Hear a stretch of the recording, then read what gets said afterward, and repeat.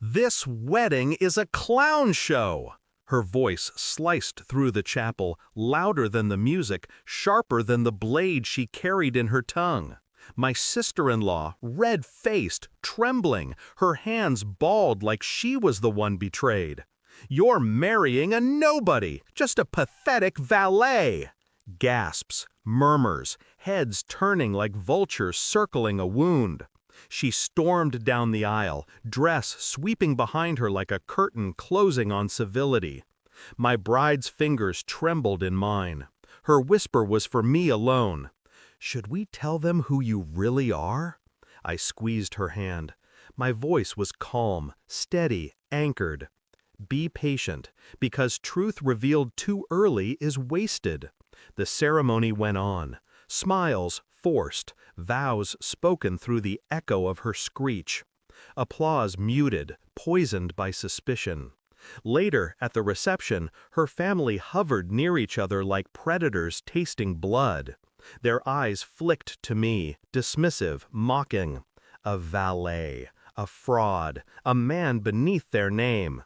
But they didn't know the truth, and more importantly, they didn't know I knew theirs.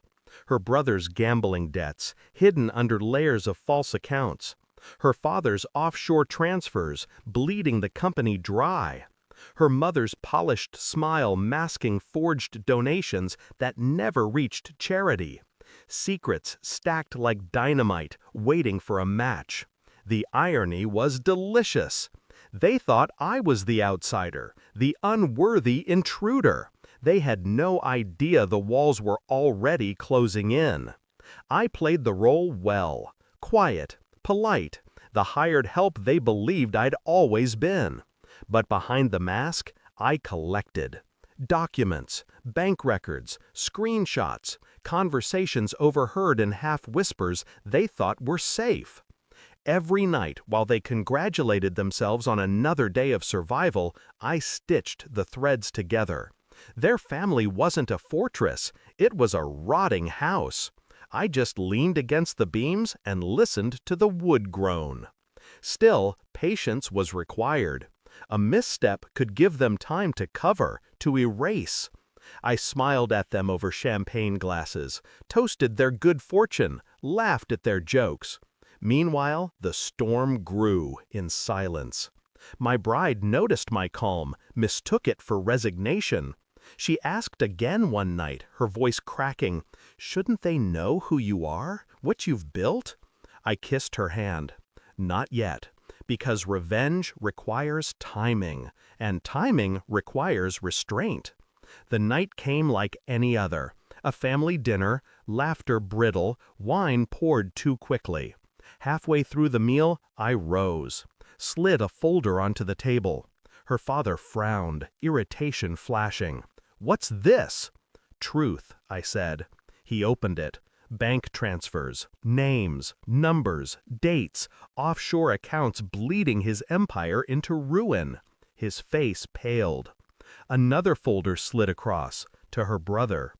Gambling debts itemized, creditors listed, interest compounding like a noose. His jaw clenched, knuckles white. A third landed before her mother.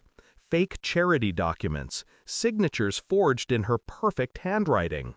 The room collapsed into silence. Their eyes darted between the pages, then to me. "You?" her father whispered, rage and fear colliding. "Yes," I said softly, "me." They expected me to scream, to demand apology, to claw for recognition. But I did none of that. I simply laid down the final card. My name isn't Valet. It never was. The company you think is yours, it isn't. The board already knows. The documents are filed. By sunrise, every one of you will be finished. Her mother gasped. Her brother cursed under his breath. Her father's hands shook, as though the weight of his empire was already falling. I sat back down, took a sip of wine. My voice was calm, surgical. "You tried to humiliate me at my own wedding. But understand this." I leaned closer, my eyes on each of them in turn. You were already ruined. I just waited for the perfect stage. Later, I walked out into the night with my bride's hand still in mine. She looked up at me, searching for the man beneath the mask. "Why didn't you tell me sooner?" she asked. "Because knowing too early only hurts," I answered. "And I needed you untouched by their poison." Behind us, the house that once held their pride now held only silence. They thought tonight would mark my humiliation. Instead, it marked their extinction. I felt no pity, no anger, just clarity. And as the night swallowed their cries, I whispered only to myself. They thought I was nothing, but nothing is exactly what's left of them. Thanks for watching. Don't forget to like, share, and comment. Subscribe now to Cheating Stories Insight World for more amazing stories.